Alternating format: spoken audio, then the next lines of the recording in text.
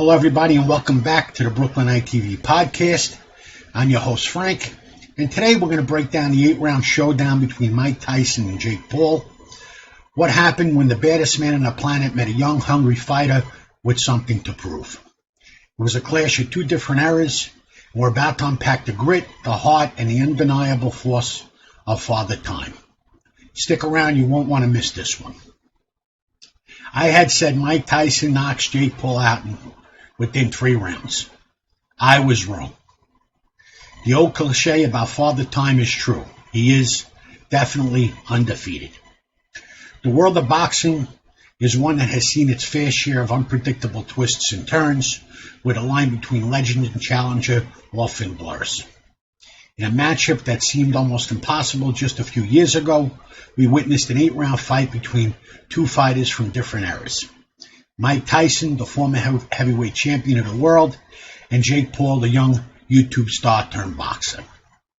The matchup was tantalizing on paper, a battle between a living legend known for his ferociousness and a brash, self-made fighter with a growing fan base and rapidly improving skills.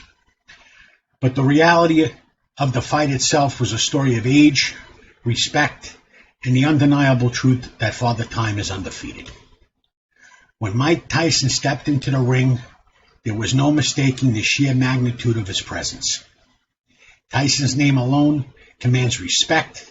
His reputation as one of the most fearsome heavyweights in the history of boxing is still intact, even though his prime years are long behind him.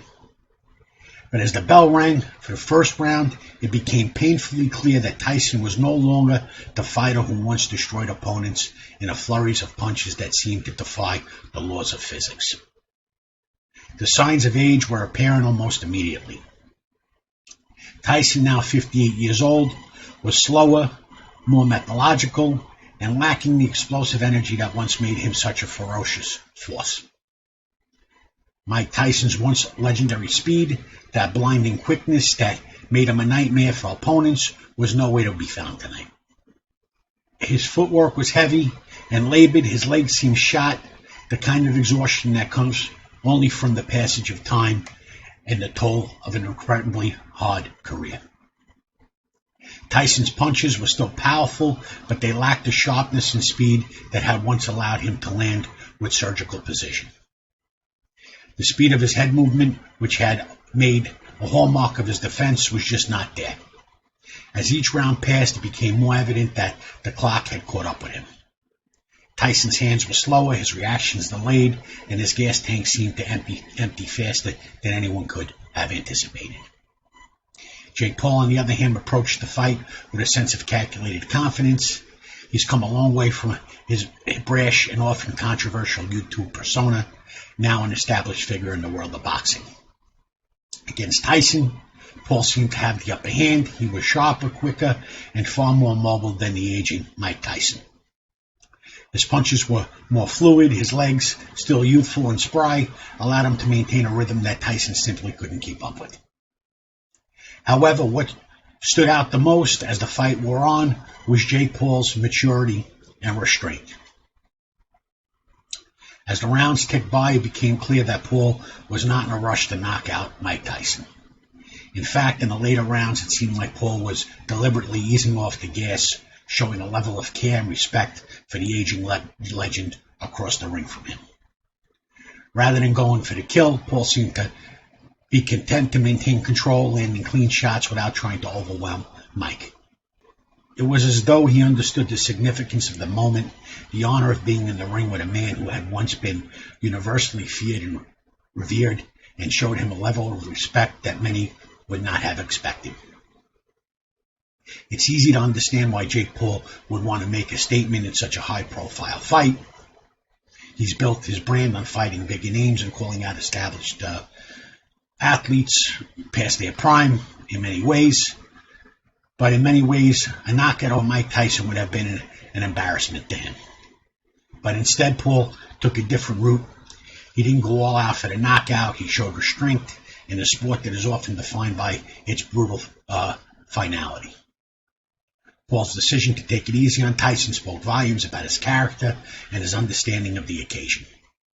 It was as if Paul was saying, I don't need to knock out Mike Tyson to prove anything to anyone. This decision to pull back in the later rounds was not an act of mercy, rather than one of class. In his own way, Jake Paul was acknowledging that Mike Tyson had earned his place in history, and that no matter how much time had passed, a fighter who once ruled the boxing world would deserve his respect. It wasn't about humiliating Tyson, but about showing the world that even in a fight against someone much older, Jake Paul had the maturity to show restraint and respect. Tyson, for his part, showed tremendous heart.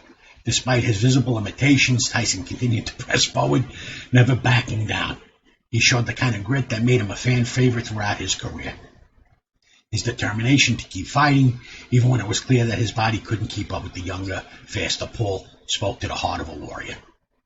He knew that he couldn't recapture his former glory, but he still carried the spirit of a champion, one who never gives up. There were flashes of Tyson's old self, the way he would throw his punches with authority, and the way he would square up to Paul in an attempt to land a big shot.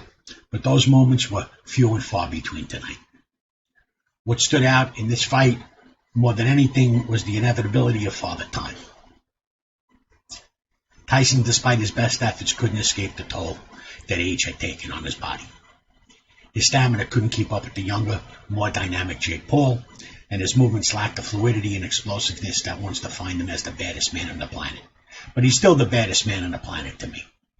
However, Father Time is a force no fighter can overcome, no matter how great they were in their prime, and Tyson's performance was a stark reminder of that brutal truth. But Tyson's fight wasn't about victory in the conventional sense. It was about showing up and stepping into the ring despite the odds, and about refusing to be defined solely by the limitations of his age. It was about proving to the world that while time may slow you down, it doesn't have to erase your legacy. Tyson's legacy is one of power, speed, and ferocity, and although those physical attributes had faded, the heart that made him a champion was still there. You could see it in the way he kept fighting, even when his body seemed to betray him. That kind of tenacity cannot be measured by age or time. It's what makes champions immortal, even when they no longer dominate the sport in the same way. Jake Paul, despite being the younger fighter, was the beneficiary of this clash between youth and age. He capitalized on his physical advantages, but also showed maturity in handling the situation. His respect for Tyson was evident, especially in the later rounds, as he chose not to go in for the kill. This was a nod to Tyson's status in the sport, an acknowledgement that even if Tyson was no longer the fighter he once was, he still was deserving of respect. It was that kind of sportsmanship that is often overlooked in today's world of entertainment-driven boxing, where the goal is to produce a highlight reel knockout at all costs. Paul, in a way, turned the fight into a moment of mutual respect rather than a spectacle of dominance. As the fight went the full 8 rounds, the decision was a formality. There was no knockout, no dramatic finish, just a showing of heart and courage from both fighters. Mike Tyson may not have been the same man who once ruled the ring, but he proved that the spirit of a champion never truly fades. Jake Paul, for his part, showed that he could handle the pressure of a high-profile matchup with dignity and grace, proving that his growth as a fighter is much more about maturity as it is about physical ability. In the end, this fight was less about who won and more about the respect between two fighters from different walks of life. Mike Tyson's guts were on full display, but Father Time had the final say. And Jake Paul, despite the opportunity to prove himself as the new king of the ring, showed a level of respect that many of his critics might not have expected. In the world of combat sports, where respect is often earned through domination, this fight was a reminder that sometimes showing restraint and class can be just as powerful as a knockout punch. So that's it for today's episode of the Brooklyite TV Podcast, everyone. I hope you enjoyed my take on the Tyson vs. Paul fight and all the big moments that came with it. If you liked what you heard, please make sure to like, subscribe, and share the podcast.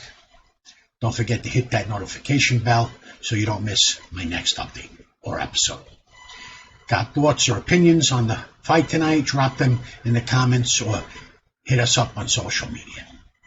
Until next time, people, keep your punches strong, your opinions loud, and your curiosity sharp.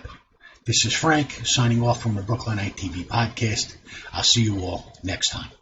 Thanks for listening.